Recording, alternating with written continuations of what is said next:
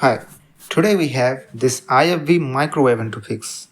Here is its control panel. Its control panel stopped working, so I made this one, and this one served pretty well. But now it's busted again, so we are gonna replace it. And the second problem with it is it doesn't heat up much like before. I have ice cold water in here. Let's put it inside.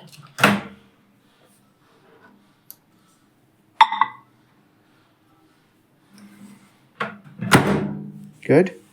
Now I'll press the start button. Let's cook it for 2 minutes.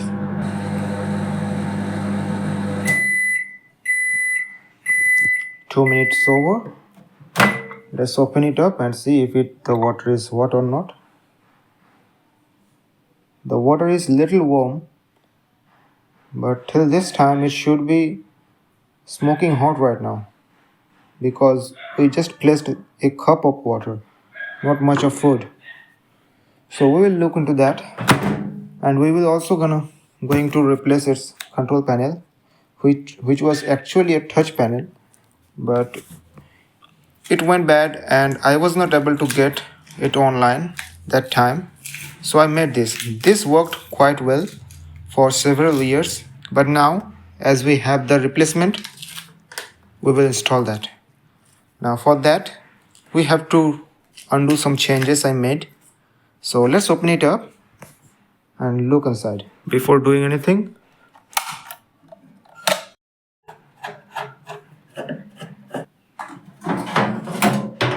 now here is the inside of the machine. Now here is the magnetron and here is the main PCB.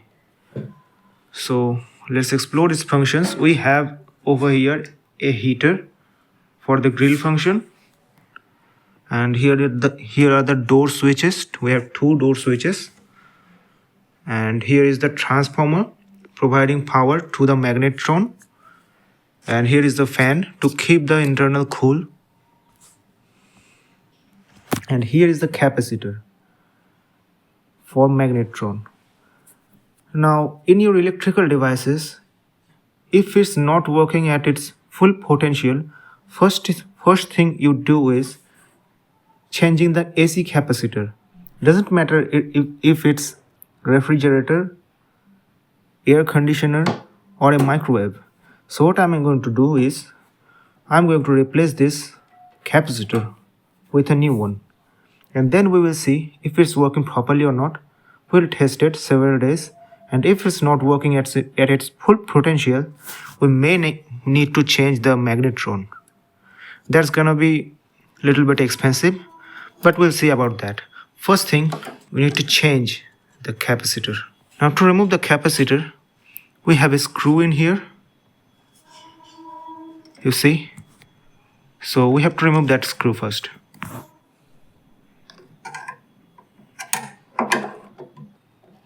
And it's out. And we should also keep in mind here is a diode connected with the same screw. So while putting it back, we should mind to connect it along with the screw. So here is the capacitor. This is the bracket holding it in place, and here is its specification. So it is 1 microfarad. The number of it is CH85. So here are the specification. You can see its tolerance is 2.1 kV.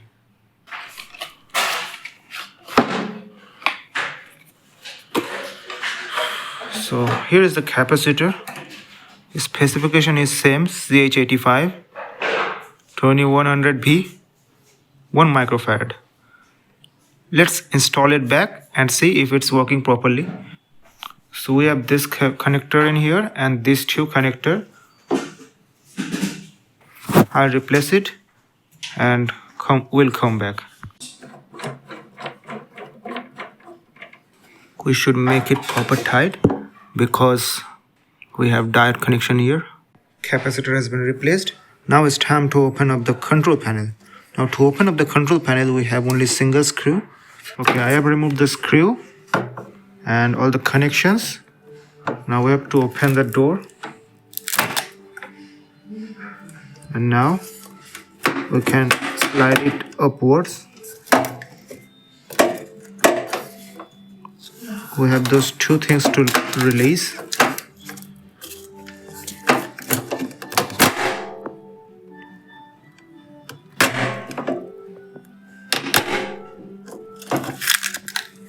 And it's out.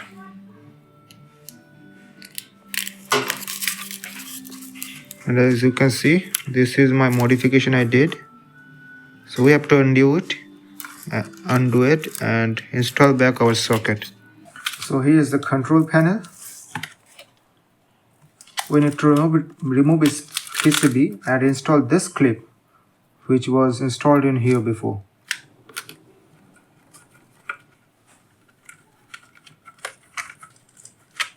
With the screw removed, now we can remove the PCB. And here is the PCB. This is how it looks like. I have my soldering iron ready. We will apply some plugs in here.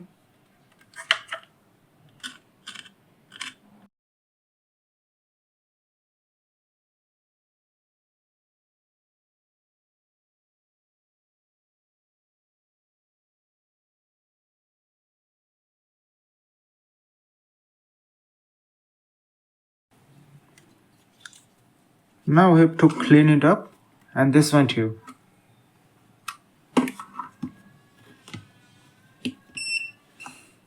I would apply some fresh solder in here. I need some more temperature, 300.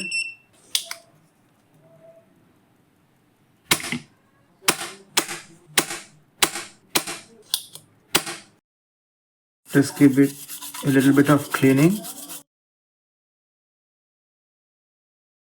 So here we have a notch. So it should be going in there.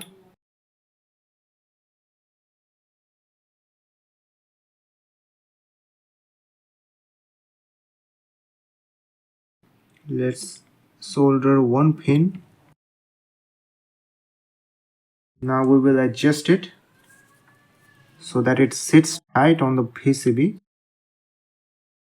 Done. Now we can solder each and every pin.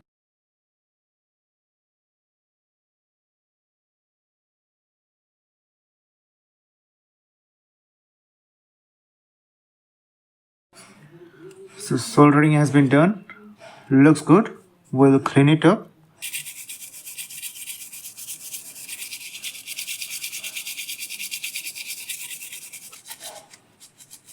So the control panel is ready to install. But before that, I have to clean it up.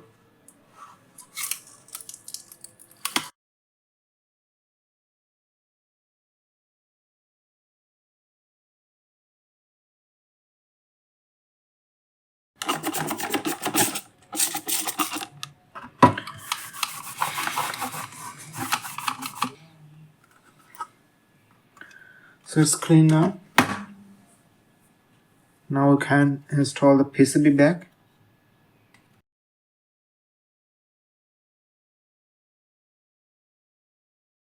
Let's pull back the screws.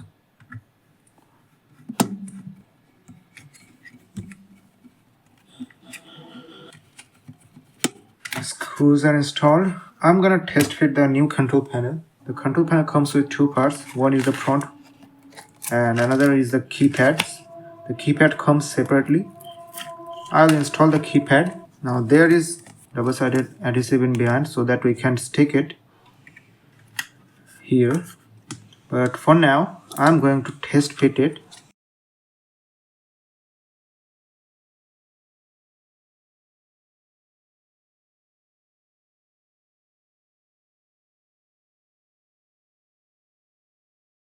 Connecting the cable is very easy. We have to lift this up with holding these two tabs. There are plastic clips in there, goes into these sockets. The key slots on the cable should be aligned with these clips, and you push it down and now it's locked. And we can remove the adhesive and install it in here. But for now we need to test fit it. if it's working properly or not. So here I have installed the panel temporarily. I used 2 pieces of tape to fix it in there. Now we'll turn it on and test each and every touch points if they are working properly or not. And we will follow this one as a reference. Some buttons are not working, like micro button, micro plus grill button, clock button, power save works, keep warm not working.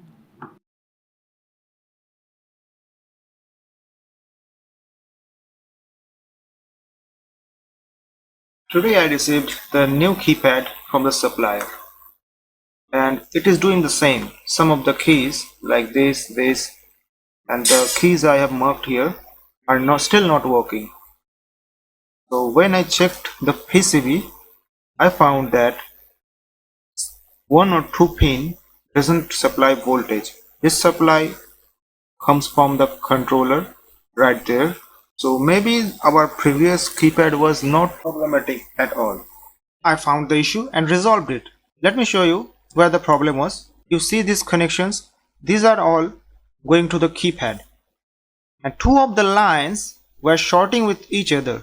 You see these little resistors, these connections come here, and other end of these resistors goes to the microcontroller behind the display. So we already have reflowed the microcontroller, but we missed the point where those 2 lines were touching. The problem with the problem was with 2 of these lines. One is this one and another one is this one. These 2 lines are going just beside each other. One coming through these resistors, another resistor is here, and as you can see both of the lines are very close, and they were shorting here with each other. As soon as I broke the connection, the missing lines started to work. So now we are good to go. So we are good. Now it's time to reinstall it. I'll install back this little sponge.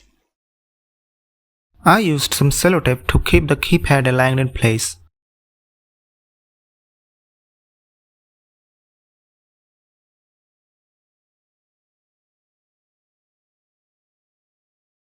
While mounting the keypad, I ensured it doesn't touch any edges because it will make a perfect fit. Then I removed the level over the double-sided adhesive and pasted the keypad in place.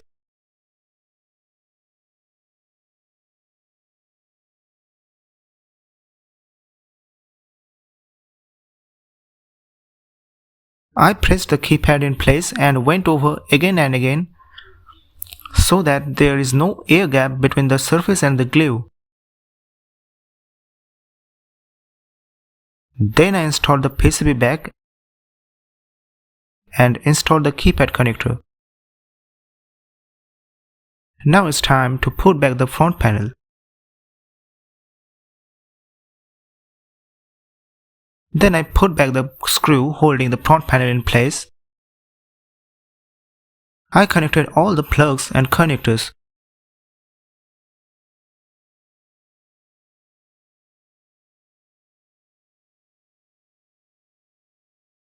And then I put back the cover.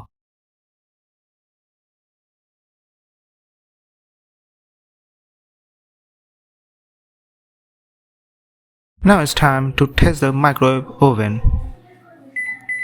First, I tested all the buttons of the keypad. Then while installing the keypad cover, I didn't want to use the full adhesive, so I exposed only the side of the keypad and the area around the display. It looks like this now. Now I have also attached 2 sellotape to align it, and then I'll just press it in. Now it will be easier to remove the front panel later if I need to. It's done. Now I can pull out the cover. Now it looks like this. Not that bad, but this one was better. But we can't save it. It's already old and crusty, so we can't save it. Now it's time to test the microwave oven if it's working properly. I put in a bowl of water. I'm going to cook it for 2 minutes.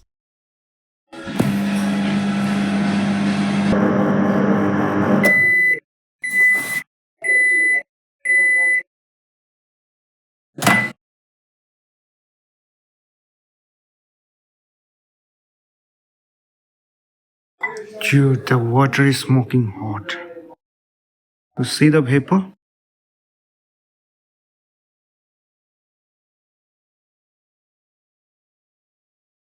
It's working. Hit the like button if you like the video. Comment below your queries and subscribe the channel for more content like this. Thanks for watching till the end. I'll see you on the next one. Peace.